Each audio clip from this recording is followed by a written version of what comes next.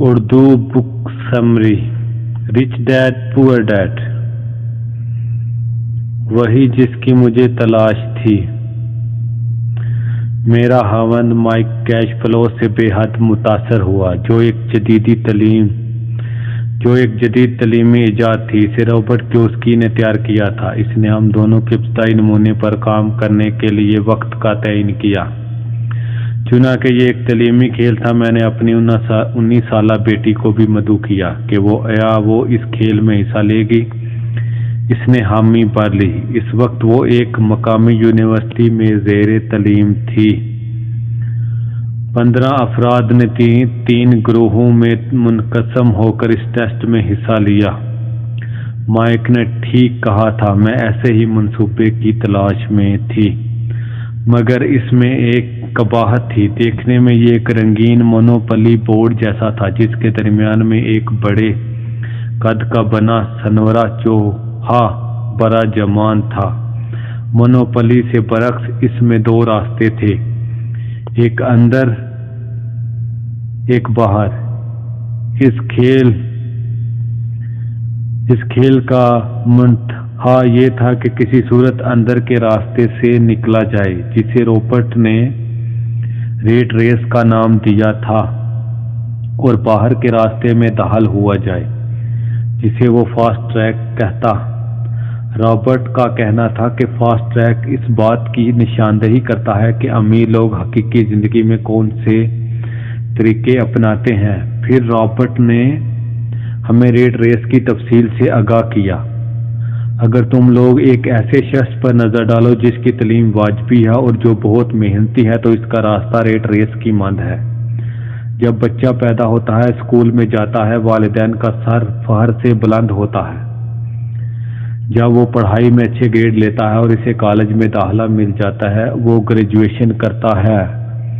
ممکن ہے وہ گریجویشن اسکول میں مزید تعلیم حاصل کر لے، اور پھر وہی کرتا ہے جس کی منصوبہ بندی کی گئی ہوتی ہے۔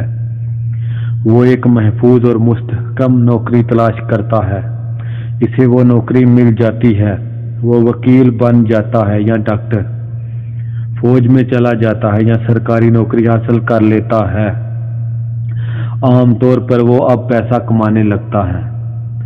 اس کے پاس دیروں کے حساب سے کریڈٹ کارڈ جمع ہو جاتے ہیں، خرید و فروخت شروع ہو جاتی ہے یا شروع ہو چکی ہوتی ہے۔ جب اس کے ہاتھ میں پیسہ آتا ہے تو بچہ دوسرے ہم عمروں کی طرف آنا جانا شروع کرتا ہے۔ وہاں اس کی ملاقات ہوتی ہے، کچھ دیر جان پہچان میں گزرتا ہے، اور پھر شادی ہو جاتی ہے۔ زندگی قابل رشک ہے، کیونکہ ان دونوں میاں بیوی دونوں کام کرتے ہیں۔ دونوں کی آمدنی خاصی بابرکت ہے۔ وہ اپنے آپ کو کامیاب تصور کرتے ہیں۔ ان کا مستقبل روشن ہے۔ اب وہ ذاتی گھر خریدنا چاہتے ہیں، کار خریدنا چاہتے ہیں، ٹیلی ویژن لینا چاہتے ہیں، چھٹیاں گزارنے کے لیے باہر جانا چاہتے ہیں، اور انہیں بچوں کی خواہش ہوتی ہے۔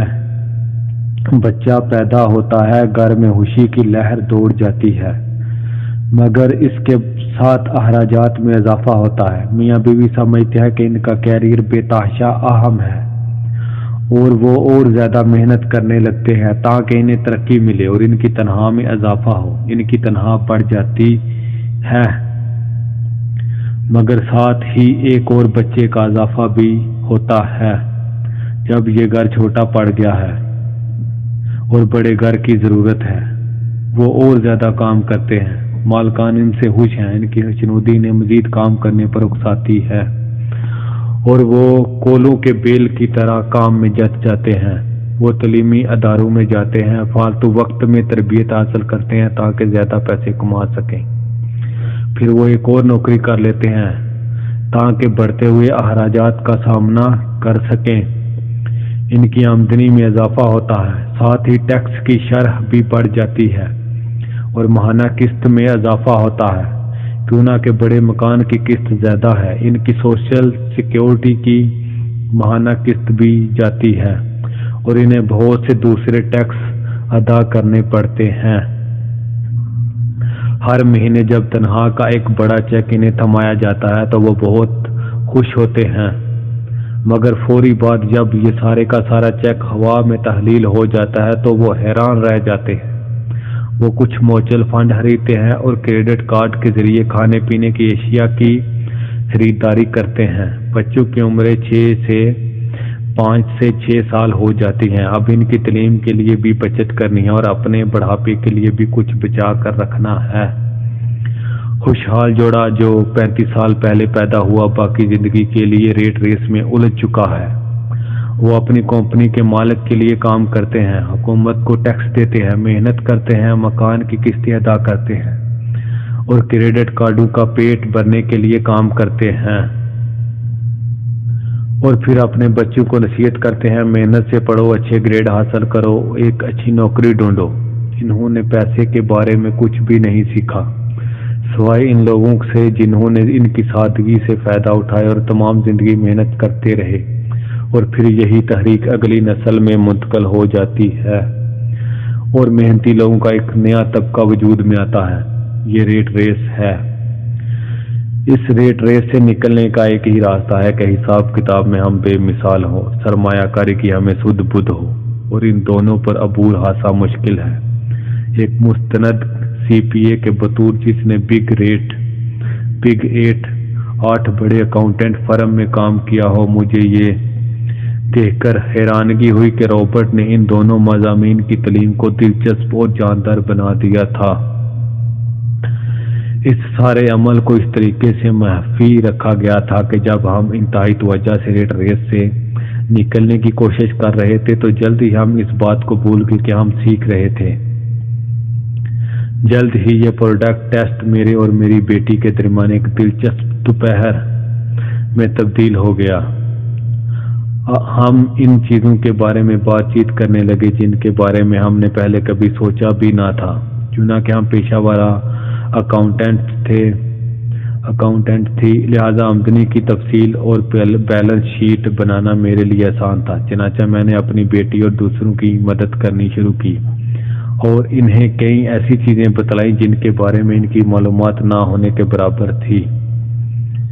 میں سب سے پہلے ریٹ ریس میں نکلنے میں کامیاب ہوئی، اور اس دن میں واحد کھلاڑی تھی جو اندرونی دائرے سے نکلنے کے قابل ہوئی۔ میں 50 منٹ میں اندرونی دائرے سے نکل گئی، جبکہ کھیل 3 گھنٹے تک چلتا رہا۔ میز پر میرے ساتھ ایک بینکار، ایک تاجر، ایک کمپیوٹر پروگرامر موجود تھے۔ جس چیز سے مجھے مایوسی ہوئی وہ یہ تھی کہ یہ لوگ حساب کتاب اور سرمایہ کاری کے بارے میں اتنا کم جانتے تھے، اور یہ چیزیں ان لوگوں کے لیے خاص اہمیت کی حامل تھیں۔ میں حیران تھی کہ ذاتی زندگی میں یہ اپنے مالی معاملات کو کس طرح سلجھاتے ہوں گے۔ اگر میری 19 سالہ بیٹی اس بارے میں لا علم تھی تو اس کی لا علمی کسی حد تک قابل قبول تھی، مگر یہ تو عمر رسیدہ لوگ تھے جو عمر میں اس سے تقریباً دوگنے تھے۔ ریٹ ریس سے نکل کر تقریباً 2 گھنٹے تک میں اپنی بیٹی اور ان پڑھے لکھے تجربہ کار بڑوں کو دانا پھینک کر چال چلتے دیکھتی رہی۔ اگرچہ میں اس بات سے خوش تھی کہ وہ جلدی سیکھ رہے تھے، مگر ساتھ ہی پریشان بھی تھی کہ یہ لوگ حساب کتاب اور سرمایہ کاری کی عجبت سے بھی ناواقف تھے۔ انہیں اپنی آمدنی اور بیلنس شیٹ کو متوازن اور آہنگ کرنے میں سخت مشکل پیش آ رہی تھی۔ جب وہ جائیداد خرید و فروخت کر رہے تھے تو انہیں اس امر کو یاد رکھنے میں کوفت ہو رہی تھی کہ ان کی کسی بھی خرید و فروخت کا اثر براہ راست ان کی ماہانہ آمدنی پر ہوگا۔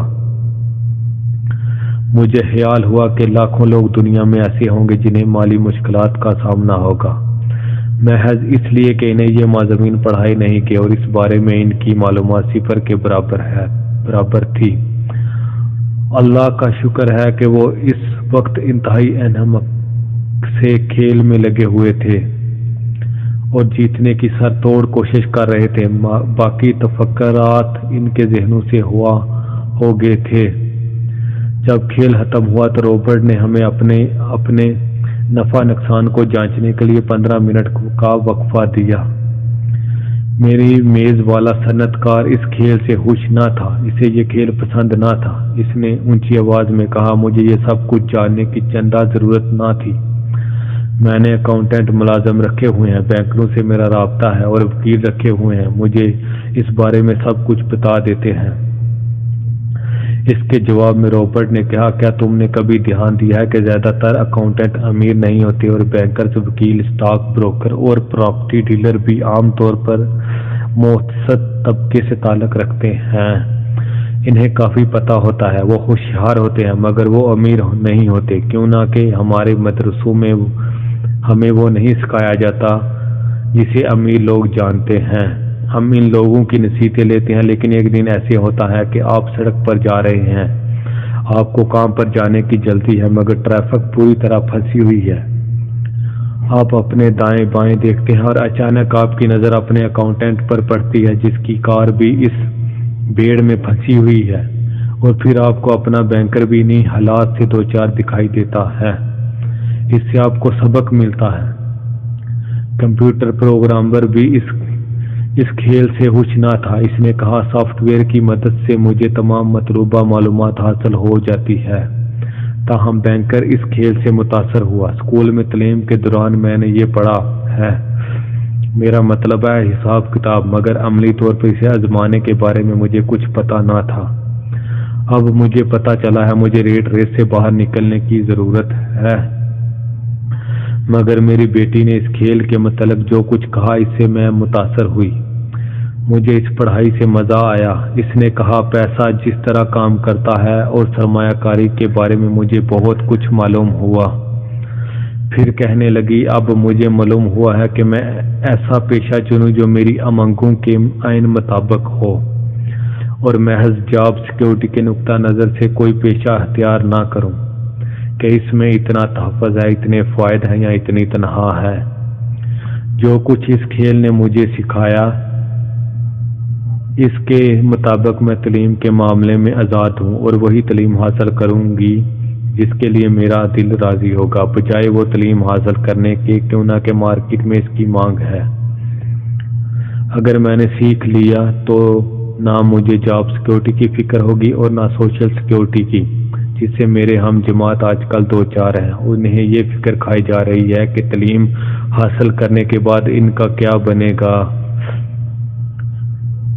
کھیل کے بعد مجھے رابرٹ سے بات چیت کا موقع نہ ملا، مگر ہم نے فیصلہ کیا کہ اس سلسلے میں ہم دوبارہ ملیں گے اور گفت و شنید کریں گے۔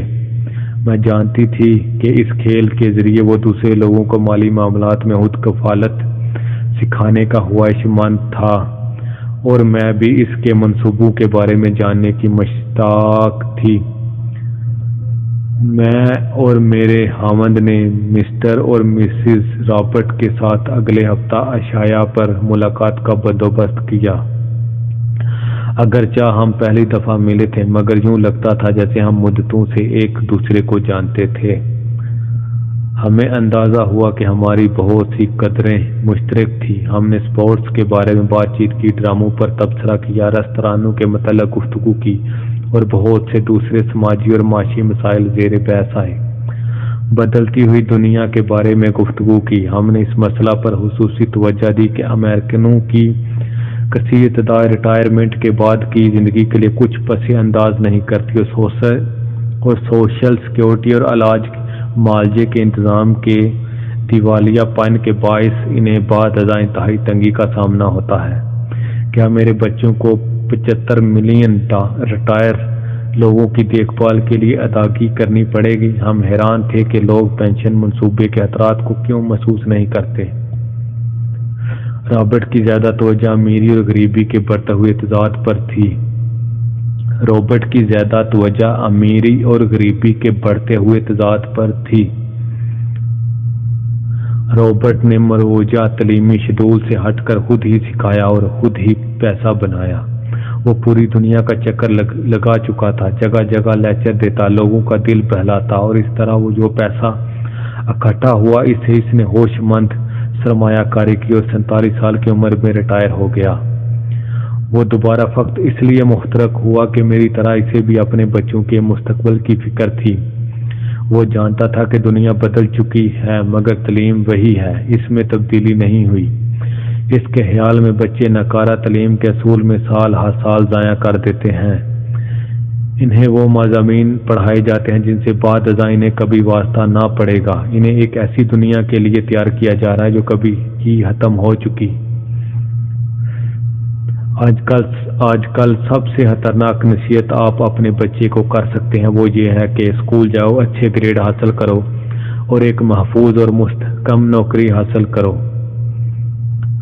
وہ کہنا چاہتا ہے یہ پرانی نصیحت ہے اور یہ بری نصیحت ہے۔ اگر آپ دیکھ سکتے ہیں کہ آج کل ایشیا، یورپ، ساؤتھ امریکہ میں کیا ہو رہا ہے تو آپ بھی اتنے ہی متفکر ہوتے ہیں جتنا میں ہوں۔ اسے یقین ہے کہ یہ بری نصیحت ہے، کیوں نہ کہ اگر آپ چاہتے ہیں کہ آپ کے بچے کا معاشی مستقبل محفوظ ہو تو پھر وہ پرانے اصولوں کے تحت کامیاب نہیں ہوں گے۔ اس میں بہت خطرہ ہے۔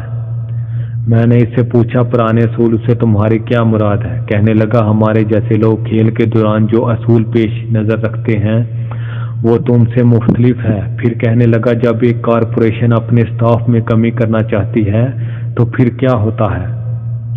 بہت مشکل ہوتی ہے۔ جب لوگوں کو اچانک یہ جھٹکا لگتا ہے تو انہیں فکریں گھیر لیتی ہیں، ان کے خاندان والوں کو ٹھیس لگتی ہے، بے روزگاری میں اضافہ ہوتا ہے۔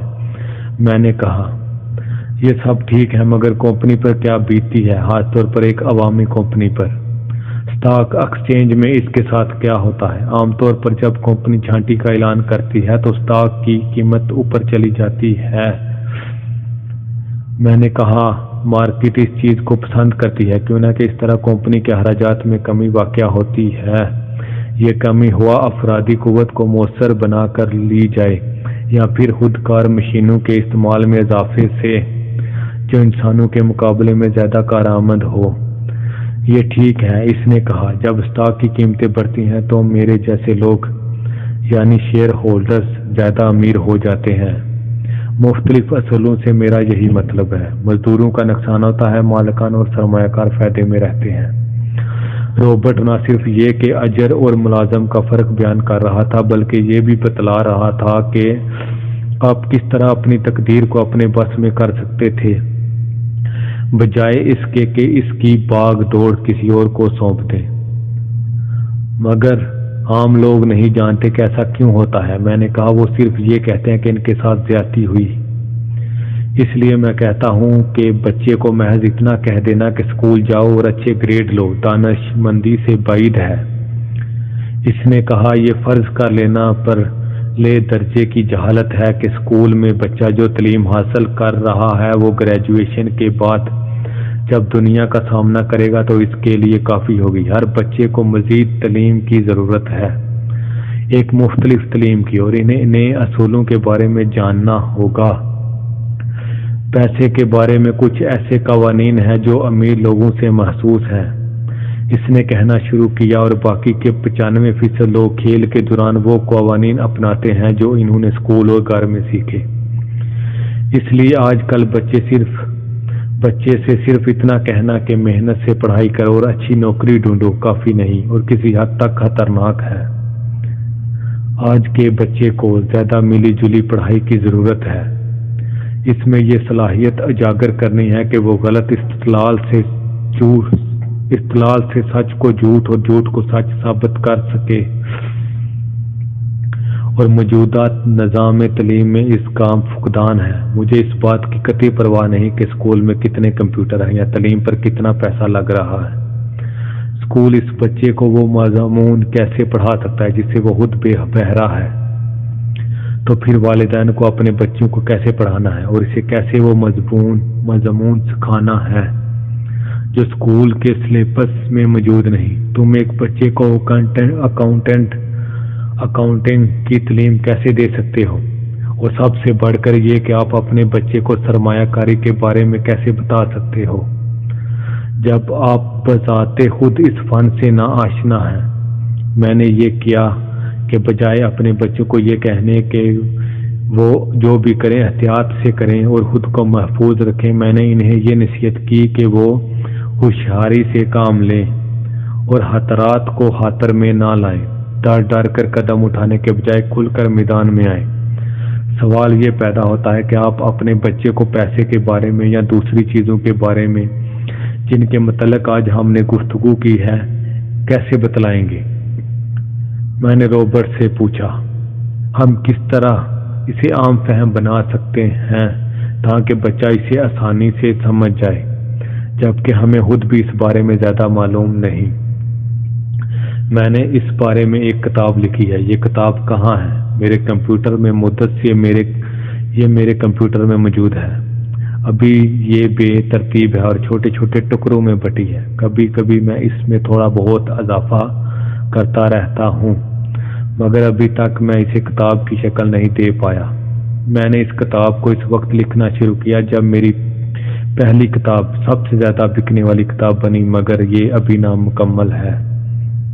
واقعی یہ کتاب نامکمل تھی، چھوٹے چھوٹے حصوں میں تھی۔ میں نے فیصلہ کر لیا کہ کتاب واقعی قابل قدر تھی اور بدلتے ہوئے وقتوں میں اس کی اشد ضرورت تھی۔ چنانچہ ہم رابرٹ کی اس کتاب کی تحریر میں شراکت پر رضامند ہو گئے۔ میں نے اس سے پوچھا کہ ایک بچے کو کس قدر مالی جانکاری کی ضرورت تھی۔ اس نے کہا کہ اس کا دار و مدار بچے پر تھا۔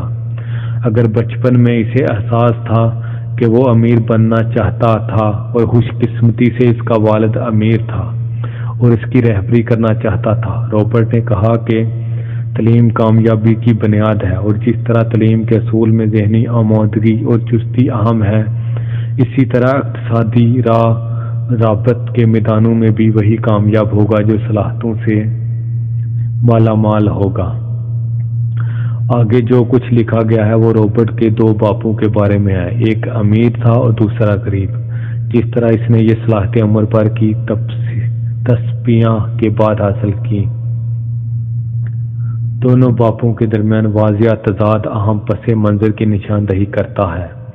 میں نے اس کتاب کی لکھائی میں مدد کی، اسے اکٹھا کر کے کتاب کی شکل دی اور اسے قابل فہم ترتیب دی۔ اگر کوئی اکاؤنٹنٹ اس کتاب کو پڑھے تو میری اس سے یہی استدعا ہے کہ وہ کتابی علم قبول کو رابرٹ کی بات پر توجہ دے۔ اگرچہ اس میں بہت سے ایسے افکار درج ہیں جو اکاؤنٹنگ کے مصدقہ بنیادی اصولوں تک سے انحراف کرتے ہیں، مگر سب سے اہم بات اس پر اس کتاب میں روشنی ڈالی گئی ہے وہ یہ ہے کہ سچے سرمایہ کار پیسے کو لگاتے وقت کن کن چیزوں کو پیش نظر رکھتے ہیں۔ جب ہم والدین اپنے بچوں کو اسکول جانے کی نصیحت کرتے ہیں، انہیں محنت کی تلقین کرتے ہیں اور انہیں اچھی نوکری حاصل کرنے کا مشورہ دیتے ہیں، تو ہم عام طور پر یہ سب کچھ عادتاً کرتے ہیں، کیونکہ شروع ہی سے ہمارے دماغ میں یہ بات ڈالی گئی ہے کہ یہی راستہ درست ہے۔ جب شروع میں رابرٹ سے ملی تو اس کے انقلابی خیالات سن کر میرے ذہن کو دھچکا لگا۔ دو باپوں نے اس کی پرورش کی تھی، دونوں کے خیال الگ تھے اور دونوں ہی اسے اپنے اپنے طریقے پر چلانا چاہتے تھے، یعنی اس کے پیش نظر ایک کے بجائے دو مقاصد تھے۔ اس کے تعلیم یافتہ باپ نے اسے فرم میں ملازمت کی صلاح دی تھی اور اس کے امیر باپ نے اسے اپنی فرم کھولنے کے بارے میں کہا تھا۔ دونوں کے لیے تعلیم کی ضرورت تھی، مگر اس کے تعلیمی مضامین یکسر مختلف تھے۔ اس کے تعلیم یافتہ باپ نے اسے ایک چست و چلاک فرد بننے میں اس کی حوصلہ افزائی کی اور اس کے امیر باپ نے اسے سکھایا کہ چست و چلاک لوگوں کو کیسے ملازم رکھا جاتا ہے۔ دو باپوں کی وجہ سے اسے کافی مشکلات پیش آئی۔ رابرٹ کا اصل باپ ریاست ہوائی میں تعلیم کا سپرنٹینڈنٹ تھا۔ 16 سال کی عمر میں یہ دھمکی کہ اگر تم نے اچھے گریڈ حاصل نہ کیے تو تمہیں اچھی نوکری نہ ملے گی، رابرٹ پر زیادہ کارگر نہ ہوئی۔ اسے پہلے سے معلوم تھا کہ وہ فرم میں ملازمت کے بجائے اپنی فرم کھولے گا۔ حقیقت تو یہ ہے کہ محض تعلیمی اصلاح کار کی ہٹ دری اور ضد کی وجہ سے رابرٹ نے کالج میں داخلہ لیا، وگرنہ وہ شاید کالج میں جاتا ہی نہیں۔ اس نے خود اعتراف کیا کہ وہ کاروبار اور سرمایہ کاری سے جلد از جلد اپنی جائیداد بنانے کا شائق تھا، مگر آخرکار اس نے ہائی اسکول کے تعلیمی صلاح کار کے آگے ہتھیار ڈال دی اور کالج میں داخلہ لے لیا۔ سچ تو یہ ہے کہ اس کتاب میں جو کچھ درج ہے وہ اساسی طور پر آج کل کے والدین کی سوچ سے ماورا ہے۔ بہت سے والدین تو بامشکل بچوں کو اسکول بھیجنے میں کامیاب ہوتے ہیں، جایا کہ انہیں اسکولوں سے پرزن کیا جائے، مگر بدلتے وقتوں کے تناظر میں یہ ضروری ہے کہ ہم نئے اور جرات مندانہ خیالات اپنائیں۔ اگر ہم اپنے بچوں کو ملازمتیں حاصل کرنے کی طرف راغب کرتے ہیں تو ہم اپنے بچوں کو یہی نصیحت کرتے ہیں کہ وہ زندگی پر ٹیکسوں کے بوجھ تلے دبے رہیں اور بعد میں پینشن سے بھی محروم رہیں۔ اور سچ تو یہ ہے کہ کسی بھی شخص کی آمدنی کا بڑا حصہ ٹیکسوں کی نظر ہو جاتا ہے، اور کچھ خاندان ایسے ہیں جو جنوری سے لے کر مئی کے وسط تک جو کماتے ہیں وہ ٹیکسوں میں چلا جاتا ہے۔ نئے خیالات اپنانے کی ضرورت ہے، اور یہ کتاب وہ خیالات بہم پنچاتی ہے۔ رابرٹ کا کہنا ہے کہ امیر لوگ اپنے بچوں کی تربیت مختلف انداز میں کرتے ہیں۔ عام طور پر کھانے کی میز پر ہلکی پھلکی گفتگو کے دوران وہ اپنے بچوں کو تعلیم دیتے ہیں۔ جن خیالات کا وہ اظہار کرتے ہیں شاید آپ اپنے بچوں سے ایسی بات چیت سے گریز کریں، مگر پھر بھی میں آپ کی مشکور ہوں گی اگر آپ ان پر نظر ڈالیں، اور میری آپ کو یہی نصیحت ہے کہ تلاش جاری رکھیں۔ میرے خیال میں ایک ماں اور ایک اکاؤنٹنٹ کی حیثیت میں تعلیم اور اچھی نوکری کے حصول میں تندہی وقت کا ضیاع ہے۔ یہ پرانا خیال ہے۔ ہمیں اپنے بچوں کو زیادہ جامع تعلیم دینی ہے، ہمیں نئے خیالات اور مختلف تعلیم کی ضرورت ہے۔ ایک لحاظ سے یہ بھی اچھی نصیحت ہے کہ اچھی ملازمت کے ساتھ ساتھ اگر وہ اپنا کاروبار شروع کرنے کی کوشش میں لگے رہیں اور بالآخر اپنی فرم کھول لیں۔ بطور ماں میری توقع ہے کہ یہ کتاب دوسرے والدین کی رہنمائی کرے گی۔ رابرٹ کو امید ہے کہ وہ لوگوں کو اس بات سے آگاہ کرے گا کہ دنیا میں کوئی بھی شخص فارغ البال ہو سکتا ہے اگر اسے اس کی خواہش ہے۔ اگر آج تم بے روزگار ہو یا باغبان ہو یا دوسرا کوئی معمولی کام کر رہے ہو تو تم میں خود کو تعلیم یافتہ بنانے کی قابلیت ہے، اور دوسرے جو تمہارے اپنے ہیں انہیں بتا سکتے ہو کہ وہ مالی طور پر خود مختار ہو سکتے ہیں۔ اس نکتہ کو ذہن میں رکھنا اہم ہے کہ مالیاتی ذہانت ایک دماغی تحریک ہے جس کے ذریعے ہم اپنے مالی مسائل کا حل ڈھونڈتے ہیں۔ آج کے زمانے میں اپنا روز بروز تبدیلی کے عمل سے دوچار ہے۔ آج کچھ ہے، کل کچھ۔ صنعتی، الیکٹرانک اور آئی ٹی کے میدانوں میں انقلاب برپا ہے۔ جو کچھ ہو رہا ہے اس کے بارے میں سوچنا بھی ناممکن تھا۔ ہمارے پاس جدائی قرض نہیں، لیکن ایک بات یقینی ہے کہ آگے جو تبدیلیاں وقوع پذیر ہونے والی ہیں وہ ہماری سوچ کی حدوں سے باہر ہیں، اور ہم انہیں جانتے کہ کل کیا ہوگا۔ ہم نہیں جانتے کہ کل کیا ہوگا، مگر جو کچھ بھی ہو ہمارے ہاتھ میں دو بنیادی متبادل ہیں۔ یا تو کھیل خود کو محفوظ رکھ کر کھیلو یا اسے ہوشیاری اور چلاکی سے کھیلو۔ اس کے لیے ہمیں تیاری کرنا ہوگی، نئی ضروریات کے مطابق تعلیم حاصل کرنی ہوگی، اور اپنی اور اپنے بچوں کی مالیاتی صلاحیت کو جھنجھوڑ